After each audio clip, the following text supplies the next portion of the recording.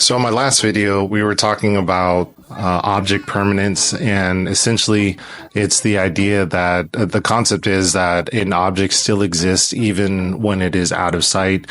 And for someone that is dealing with a TBI, traumatic brain injury, or ADHD, this can be a daily struggle and a source of anxiety. We're going to go through a small story about how object permanence was a real pain for me the other day, and then I'm going to cover some tips on how you can possibly reduce your anxiety and reduce your issue with object permanence. So the other day I'm helping out family, go over to the house. I have a garage door opener, open the garage door, and the dogs immediately shoot out and they're coming to the car and they're excited to see me.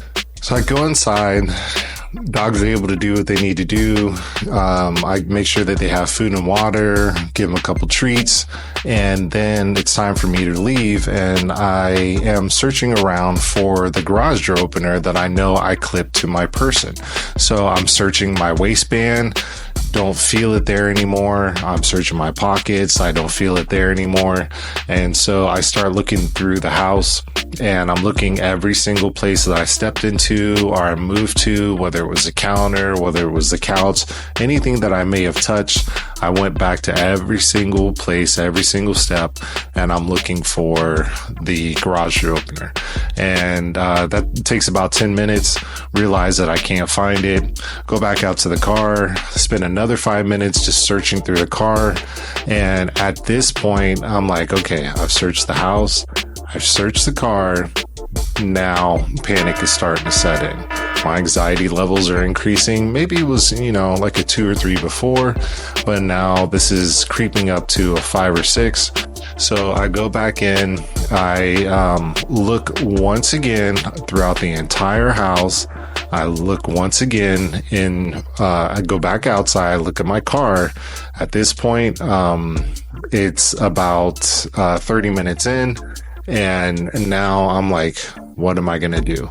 I can't find this garage door opener. Of course, I could always close the garage, but then that means that I don't have any other way of getting back in, and I still have other things to accomplish today. So what am I going to do in this situation? The second time that I go through the car, I close the back door, and I just so happen to catch my own reflection, and I realize there's something different about the way that my shirt looks, the way the collar looks. Turns out that's exactly where I had clipped the garage door opener. Even though I had the sensation of clipping it onto my body with all that was going on with the dogs and trying to ensure that they got inside, I didn't realize exactly where I clipped it. I just put it into a place where I felt that it was going to be most noticeable for me, and obviously without being in front of a mirror, I didn't realize that. So in the end, the garage door opener was found,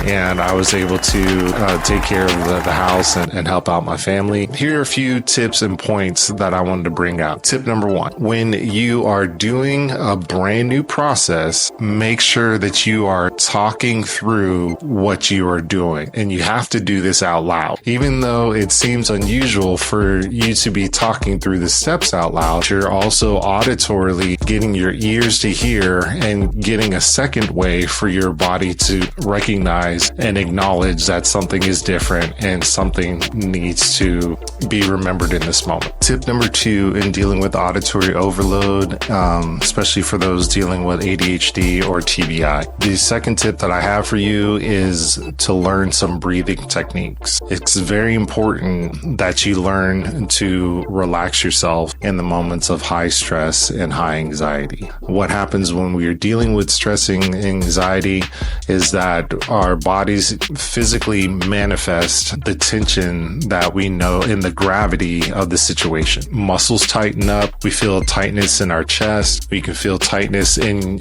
our lats and different parts of our bodies, even your jaw and your frown line. These are all things that begin to tighten up whenever we're feeling anxious. So learning to breathe, it allows for the body to release that tension. It allows for you to relax.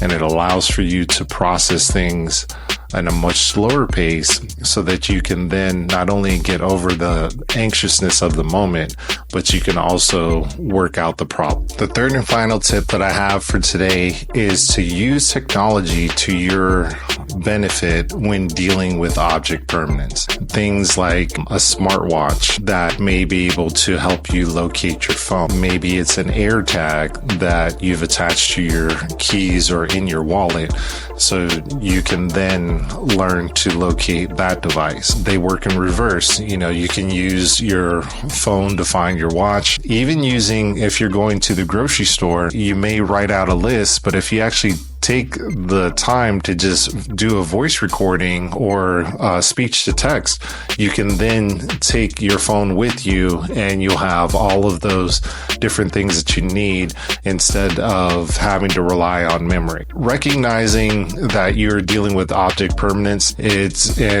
a deficit for you. Understanding that there are different tips and things that you can rely on so that it can help you benefit and help you reduce anxiety, reduce stress, and be more yourself. Thank you today for joining me on Bounce Back with Joshua. We'll talk to you soon.